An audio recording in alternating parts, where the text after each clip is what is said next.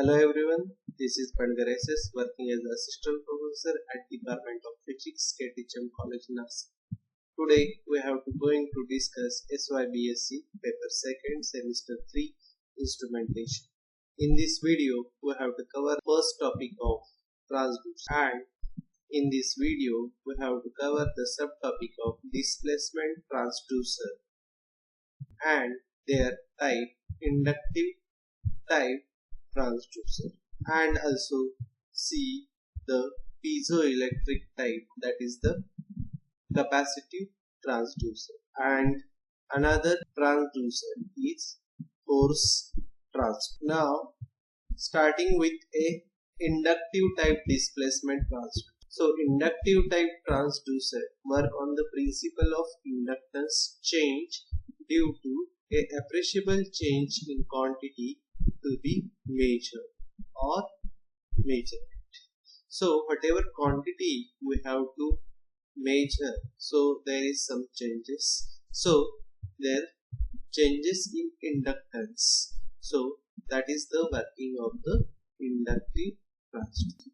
A transducer that works on the principle of electromagnetic induction or transconduction mechanism is called as inductive transducer. So inductive transducer working principle is depend on the electromagnetic induction and transconduction mechanism.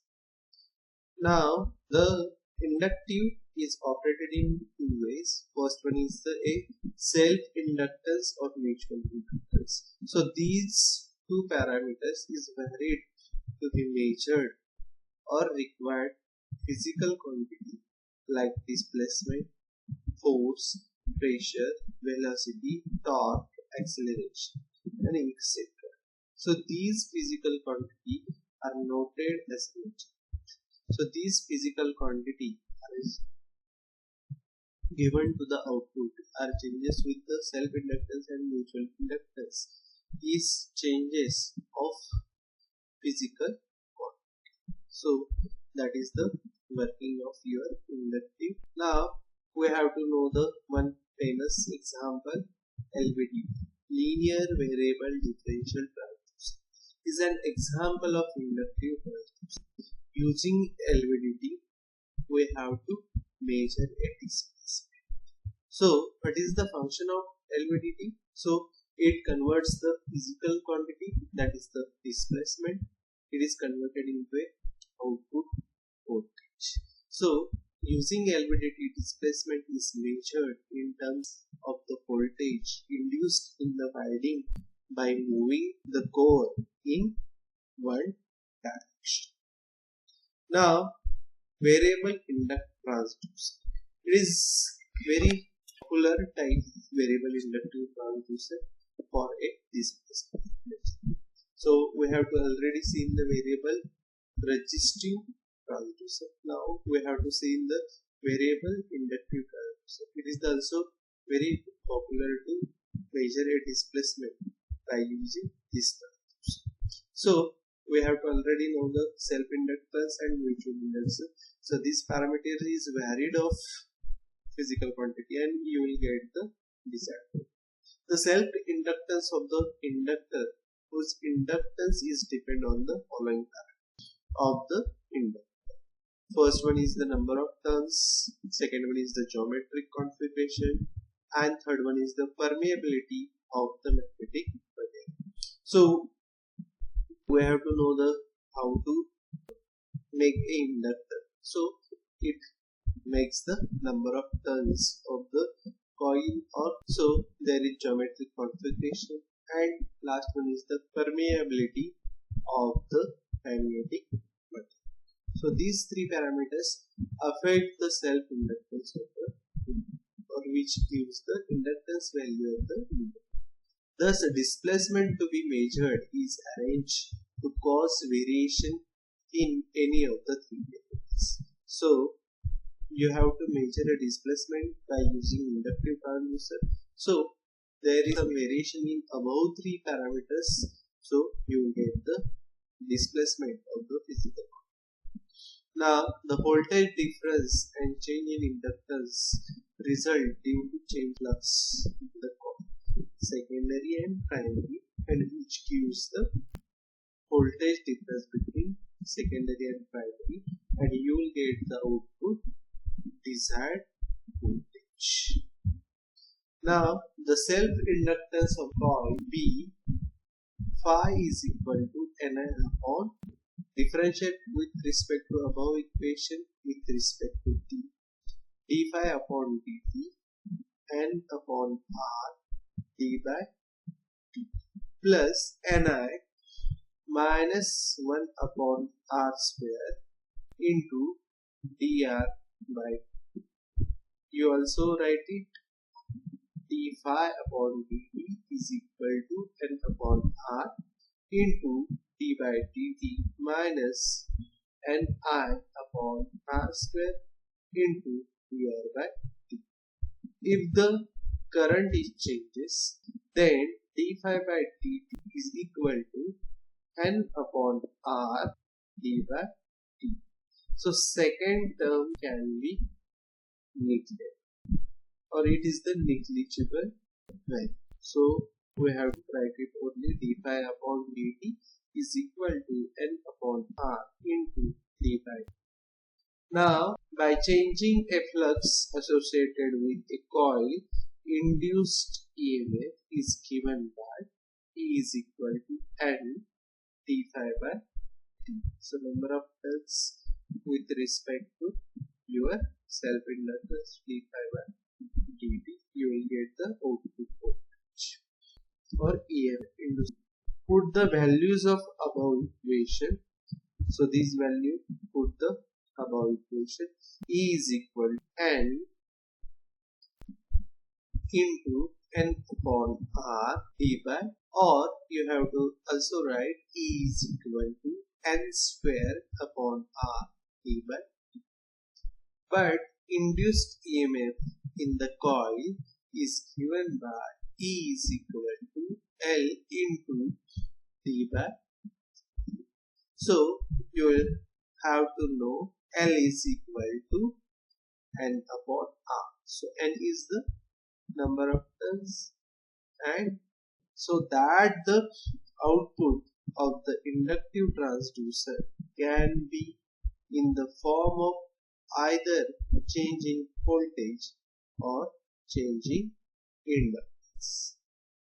Now change in self-inductance with number of turns.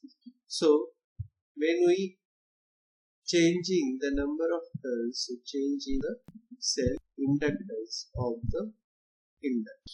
A linear inductive transducer with air core is used for measurement of linear displacement.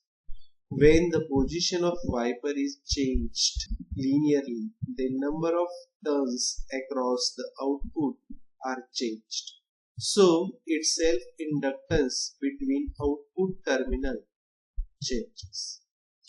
Now a second angular inductive transducer with using ferrite core for measurement of linear displacement, not linear displacement, that is the measure the angular displacement. When the position of wiper is changed angularly, the number of turns across the output are changed. So its self-inductance between output terminal are changed. So whatever inductor transducer, like as a linear or angular, so there is displacement of coil are changes, so there is the changes in self-inductance of the inductor. So you will get the output are changes with respect to transducer, like as a linear transducer or like as a angular transducer.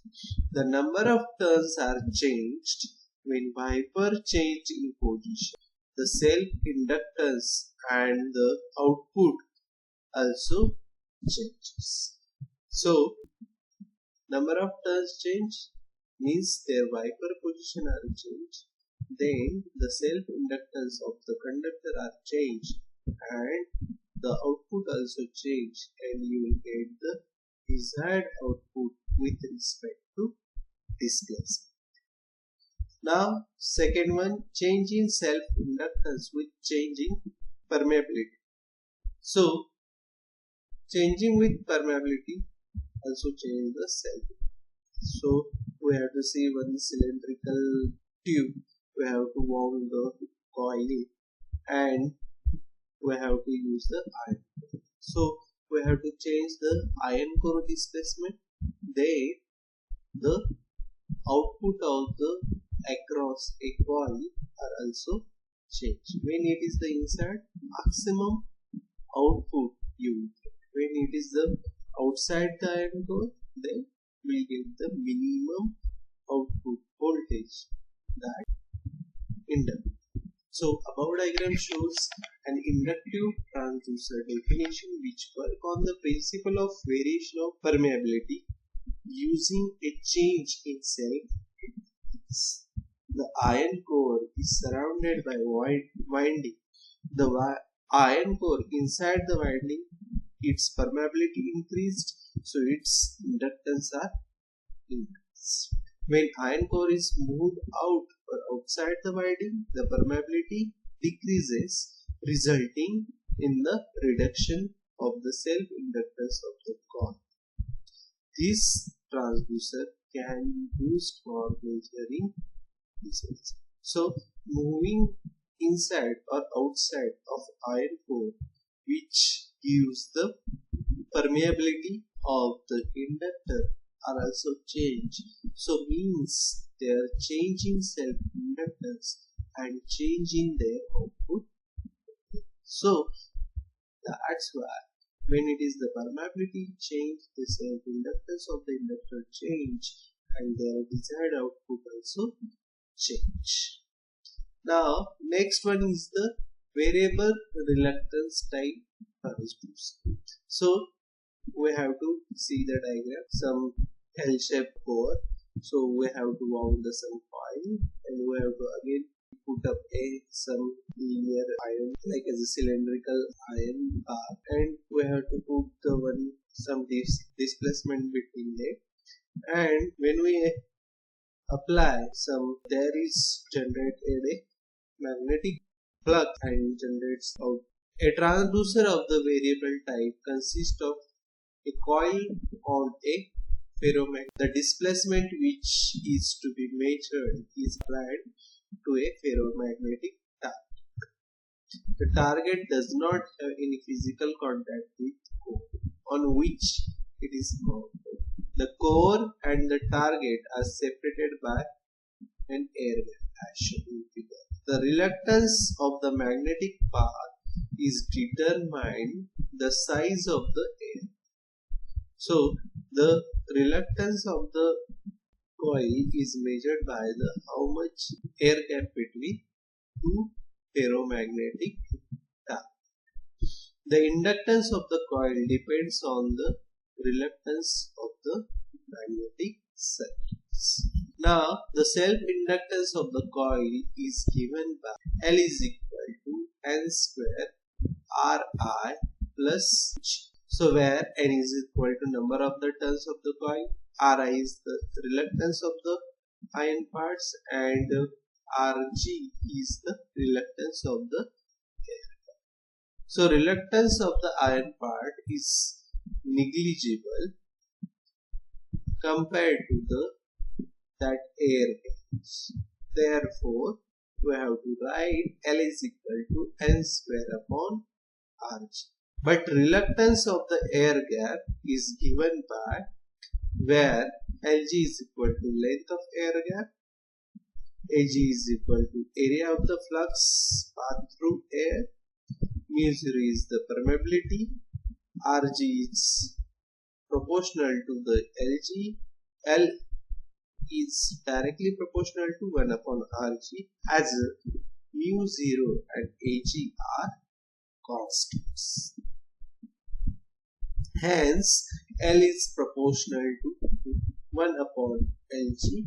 L is directly proportional to 1 upon Lg. That is, the self-inductance of the coil is inversely proportional to length of the air. When the target is near the core, length is small. therefore self-inductance is large. But when the target is away from the core, reluctance is large, resulting smaller self-inductance value.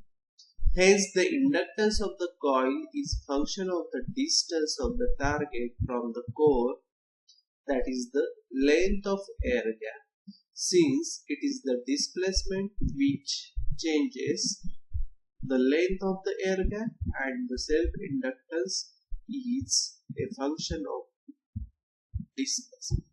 So, the displacement between two core which depend on or which changes of reluctance, self-inductance of a coil. So, which gives the function of displacement. Now, the application of variable reluctance transducer, gear-tooth speed sensor, turbine speed of the jet engine, next automotive engine to determine when shift from one gear to the next. Next one is the aircraft turbines. Next one is the oil pumping equipment. Next one, ships at sea. Now next one is the industrial application utilizing conveyor belts. Last one is a pickup used in an electric guitar detect vibration of the metal steel. So these are the various application of variable reluctance transducer used for to the measuring the displacement, or there is the self-inductance, function of self-inductance for a displacement. Now the linear variable differential transformer, that is the LVDT. That is the main function of the LVDT to convert rectangular movement of an object to convert into an electrical signal. So there is the movement, motion, displacement of any object converted into an electrical signal in terms of EMF voltage. So most of the LVDT is for indirectly calculate a displacement. So what is the principle of LVDT? A linear variable differential transformer, LVDT, is an absolute measuring device that converts linear displacement into an electrical signal through the principle of mutual inductance. So the LVDT converts linear displacement into electrical signals using mutual inductance of the principle. Now see the construction of the LVDT. The transformer is consisting of primary winding, that is the P, and two secondary windings S1 and S2, wound on a cylindrical former which is hollow in nature and contains the core. Both the secondary windings have an equal number of turns, and we have placed them on either side of primary windings. The primary winding is connected to an AC source which produce a flux in the air gap, and voltages are induced in a secondary winding. A movable soft iron core is placed inside the former, and displacement to be measured is connected to the iron core. The iron core is generally of high permeability, which helps to reducing harmonics and high sensitivity of LVDT. The LVDT is placed inside stainless steel housing because it provides electrostatic and electromagnetic shield. So both secondary windings are connected in such way that the result output is the difference between the voltages of two winding. So you will get the output voltage V1 minus V2. Now, how to working of LVDT? So we have to see the already construction of LVDT. So we have to know the one primary coil and two secondary coils wounded on a ferromagnetic material. So we will apply the AC voltage for the primary coil, and by using a core you have to induce a voltage between a secondary two coils and you will get the output voltage. So main function is depend on the ferrite core. We have to put up inside a LVDT. When it is moves or displays, so their output voltage are changes. When ferrite core is placed on null position or very center position or there is no displacement, that time their induced voltage between primary secondary two coils, that is the V1 S1 and S2, that is the V1 and V2, both are same. So output voltage you will get the 0. When we ferrite core is moves or display upward the null position, so upward the null position is in upward direction. So that time the secondary voltage S1 and S2, that time S1 voltage, that is the V1, is greater than, so output voltage become a positive. Now third condition, when core position is shifted or displaced in downward to null position, that time the induced EMF between flux linkage of a two secondary coils S1 and S2, that time V1 is less than V2. That time V2 is more than V1. So that time output voltage generates the negative. So working of LVDT is depend on the ferrite core motion displacement. So when it is the displaced, there is output voltage is changes of the secondary coil and you will get the desired output depending on the motion or displacement of the ferrite core.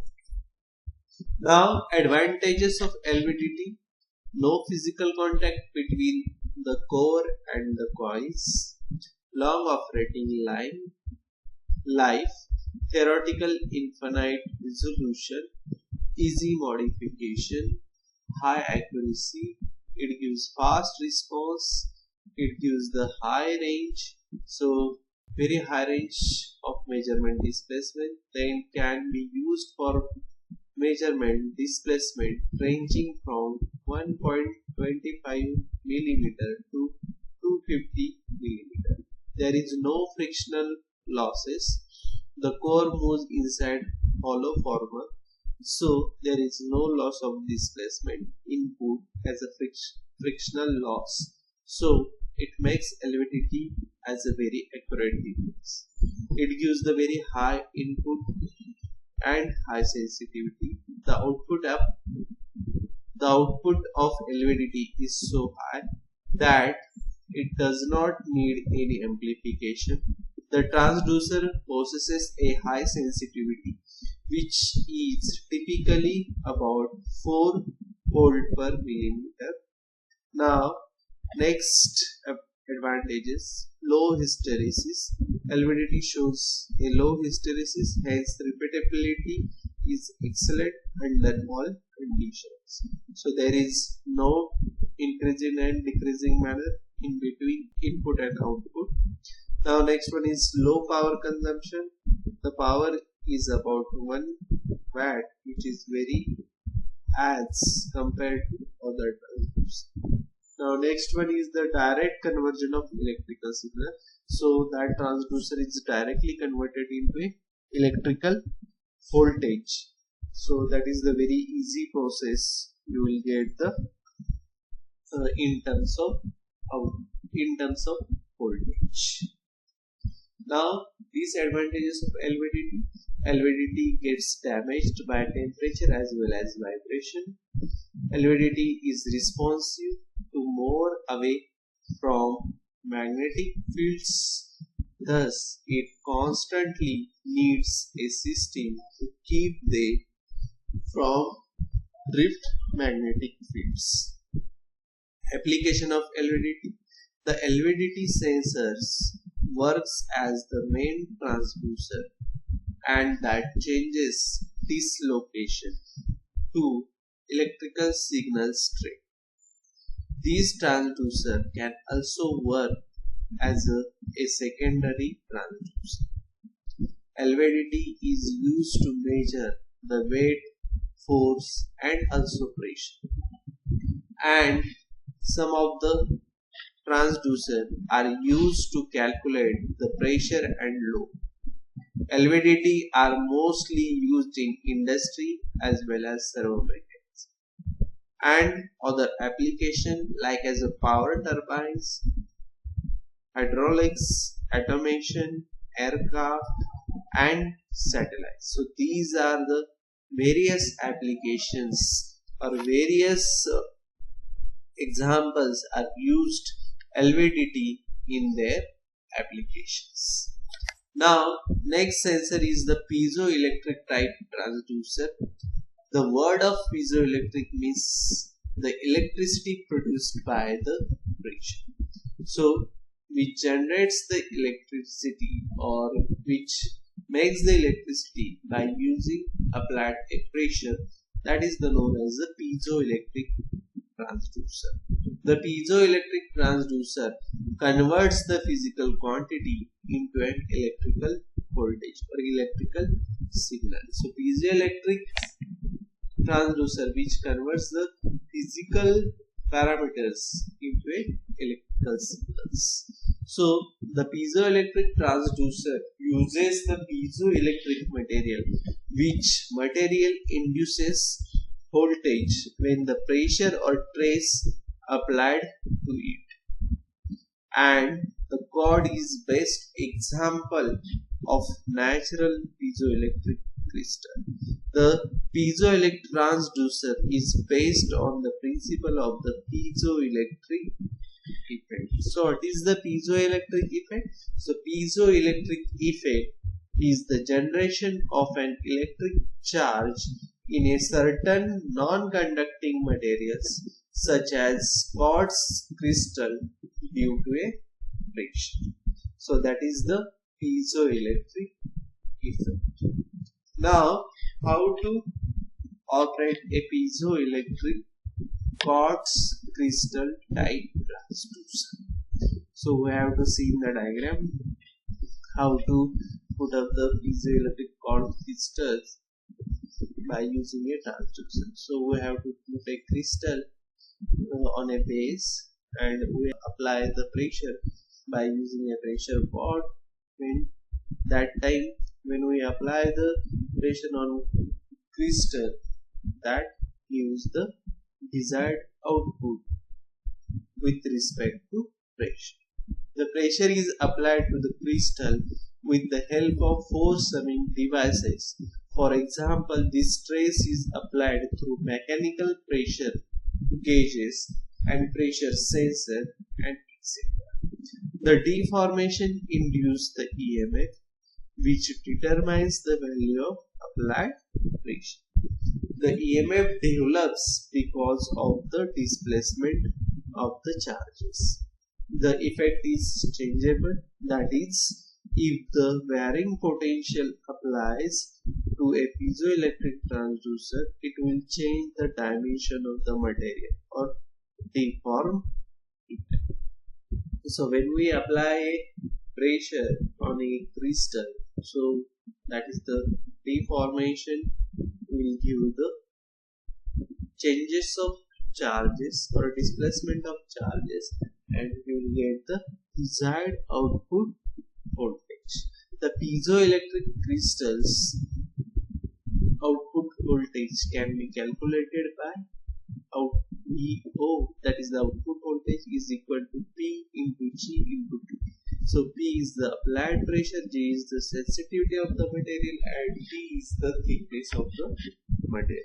So total charge induced when we apply a pressure is directly proportional to the applied force.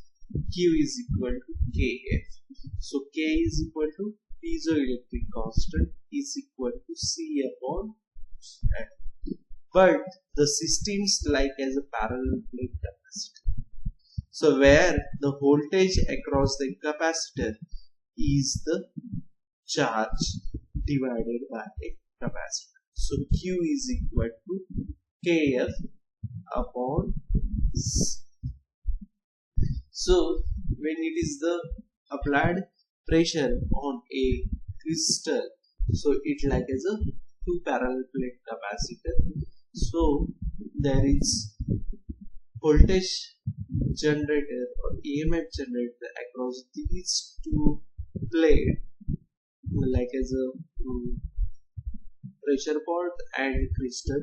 So these has to act as a two plates, and there is generates a capacitance. So there is charge is generated by with respect to a capacitance, so that is the divided by the your applied force. Now application of piezoelectric transducer. There are various applications are of piezoelectric transducer. Piezoelectric transducer are used in various applications. So we have to see in detail. First one is the automotive. We have to see the airbag sensor, airflow sensor, audible alarms, fuel atomizer, keyless door entries, seatbelt buzzers, knock sensors. Now second one is type is the computer. We have to use in a disk driver, in a inkjet printer. So these are the application for computer.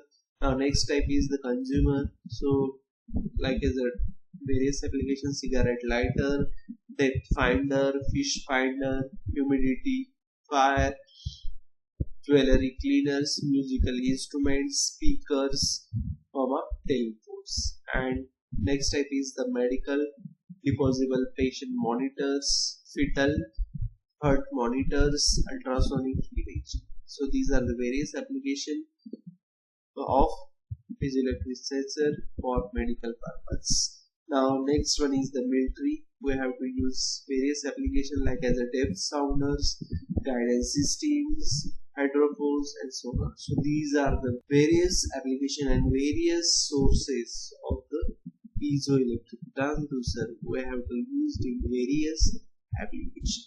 Now advantages of piezoelectric transducer. So there is no need for any external force. It is the easy to handle use as it is small dimension, high frequency response. It means the parameters change very rapidly, means this the time response is very good, large dielectric constant, then wide range, desired shape and size, and high stability. So these are the various advantages of the piezoelectric transducer. Now disadvantages of piezoelectric transducer: it is not suitable for measurement in static condition, and also it is affected by temperature. The output is low, so some external circuit is attached to it. Next one, it is very difficult to give the desired shape to this material and also desired strength. And next one is the humidity affected output, so it be coated with wax or polymer material. So these are the disadvantages of piezoelectric transducer. Now next one is the force transducer. Force is one of the major physical parameter which when applied results in a change of momentum in a body, where as a momentum generated forces are dynamic. Other basic force parameters are pressure and acceleration. The measurement of force is when a force applied on an object, the object gets displacement. When the force is applied on body or object is often formed as a load. The following two transducers are example of measurement of force. First one is the cantilever beam and second one is the column type devices. So what is the force transducer? It measures a force by using a object, displacement and motion. That is the known as the force. So we have to know what is the change in momentum of body when we apply a pressure or force. So where forces are momentum generated forces are the. Now starting with a first application, that is cantilever beam. So I have to already seen the various application. Where is the cantilever beam? The cantilever beam transducer is used for the measurement of force or intrinsic stress. The maximum loads up to 10 kg is used.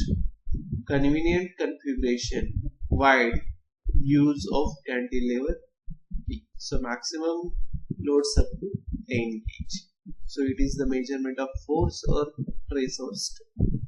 Cantilever beam is a beam which is one end is supporting beam, other end is a carrying a load. So one is the fixed, another is the free end. So that is the carrying load. The above diagram shows the arrangement of cantilever beam when you apply a force on a free end, that is the cantilever beam, and a bending moment is proportional to the force is developed in the beam. So when we apply a force on the free end of the cantilever beam, so there is the bending moment is generated is proportional to the force is developed in a beam. So there is 4 strain gauges are fixed at the fixed end. 2 is the upper, 2 is the bottom surfaces of the supported end of the beam to sense the traces of strain developed across a cantilever beam. When we apply a force, upper half of the thickness is such a beam is subjected to tensile strain by strain gauges 1 and 3, tending to elongate the fibers, the lower half to compressive trace by strain gauges 2 and 4, tending to crush them. The maximum deflection occur at the free end of the beam due to load, while maximum trace developed at the supported. Now see the cantilever beam mathematical expression. When deflection, that is the displacement of the free end, that is the delta at the free end of the beam is function of applied force.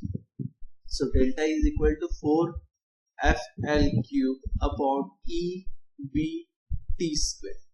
So L is the length of the rod or beam, F is the applied force, E is the modulus of elasticity, B is the breadth of rod or beam, T is the thickness of rod or beam, and the strain epsilon developed at the fixed end as a function of applied force is given by the relation epsilon is equal to 6 FL upon EBT square.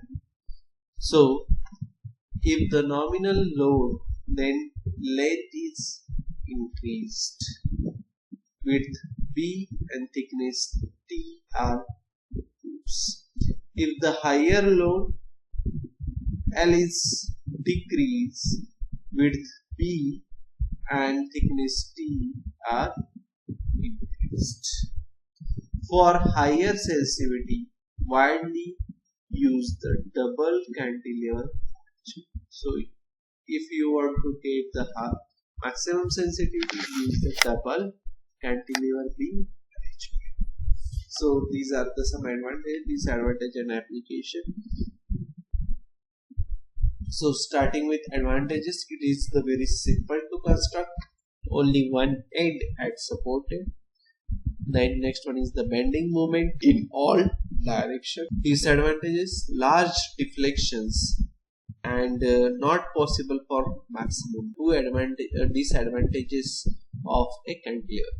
Application, it is used for parking sheds, swimming pools, for diving boats, building construction, bridges, towers, traffic light posts, large warehouse stores, balconies in the house, auditorium, billboards at the side of the roads, highways, wings of aircrafts, warehouse or portable storage. So these are the various application of cantilever.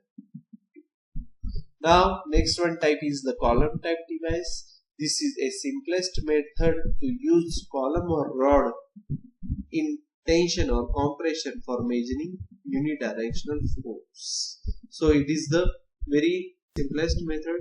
Use a column or rod, applying some tension or compression, we have to measuring a unidirectional force. So we have to see in the diagram how to column type device are generated. So there is some 4 strain gauges, there is the one encapsulated by some body. So there we have to use a diaphragm, is hermetically sealed, and we have to apply load point by using a forces or pressure. We have to use a connector, or that is the hermetically sealed. So column type load cell has several highly advanced, user-friendly, supremely convenient features that make it the indiscernible tool in various weight checking applications. The whole assembly is hermetically sealed and joints electron being welded due to operation under adverse industrial conditions. So foil strain gauges are usually employed for strain measurements. Here stress is developed due to the force on loading is measured with electrical strain gauges attached to body, which shown in figure. So column type device, when the load acts as a cross sectional area A, then trace is developed in the column is equal to rho is equal to F upon A. The strain gauges 1 and 3 are fixed on opposite side aligned to measure axial strain, and gauges 2 and 4 measures the circumferential strain due to applied force. The strain epsilon is nothing but compression and elongation, which is related to modulus of elasticity, is given by E1 and E3. Epsilon 1 and epsilon 3 is equal to strain upon E. So we know that strain is equal to F upon A. So E1 and E3 is equal to trace upon A into E. Now column type device, some other 2 strain gauges E2 and E4 are longitudinal strain and lateral strain produced in a column due to applied forces. The strain values can be epsilon 1 and epsilon 2 is equal to minus gamma rho upon A E.